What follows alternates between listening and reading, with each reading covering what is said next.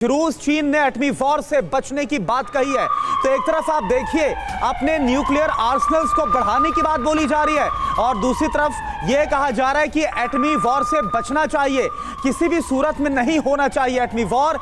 इस स्टेटमेंट को जारी किया गया। दोनों देशों ने यूएस और उसके सहयोगियों को नसीहत दी है, यानी कि एक तरफ नसीहत और दूसरी तरफ वही काम किया जा रहा है जिस बारे में नसीहत दी जा रही है।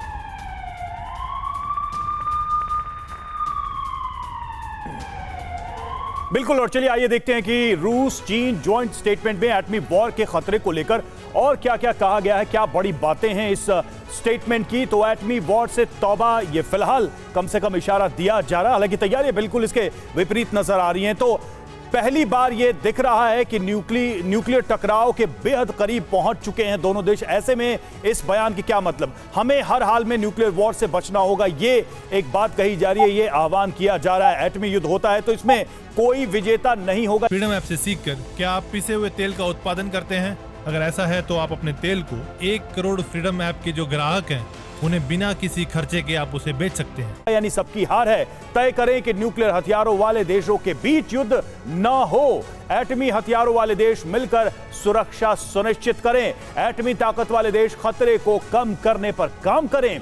जिन देशों के पास एटमी हथियार हैं उन्हें जिम्मेदारी समझनी होगी। तो रिस्पॉन्सिबिलिटी की बात कही जा रही है, लेकिन बड़ा सवाल विपिन यही है कि रिस्पॉन्सिबिलिटी क्या वाकई में ये बड़े देश समझ रहे हैं?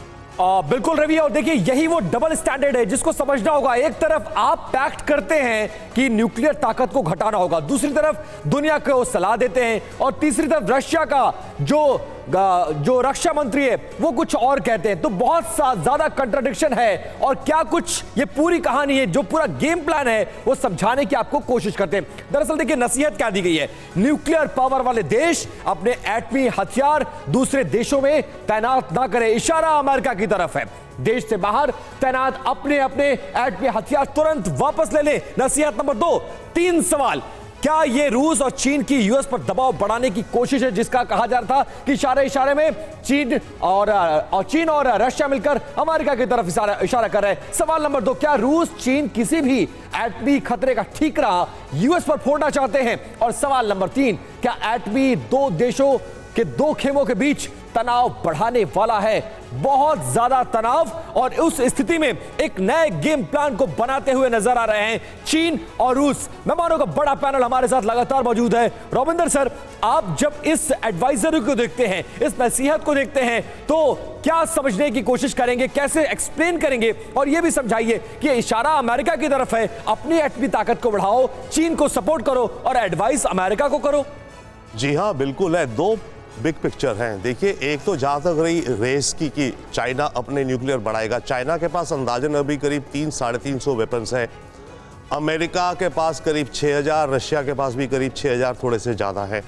चाइना का एम है 2030 तक 300 से बढ़ा के 1000 न्यूक्लियर वेपन करने। अब अमेरिका कहता है कि अगर चाइना बढ़ाएगा मैं भी बढ़ाऊंगा। भैया, आपके पास 6000 तो ऑलरेडी है, बढ़ा लो। कितने बढ़ा लोगे आप, राइट? तो ये एक बेमतलब की काइंड ऑफ कंपैरिजन है, बट हाँ सिग्नलिंग है और नीड है, दैट इज वन। सेकेंडली, ये जो बात है कि दूसरे देशों को न्यूक्लियर वेपन ना दिया जाए, ये इंडिकेशन डेफिनेटली अमेरिका को लेकर के है, क्योंकि नेटो की कुछ कंट्रीज हैं जिनके अपने तो हैं, बट कुछ कंट्रीज में हो सकता है अमेरिका ने बेस कर रखे न्यूक्लियर वेपन।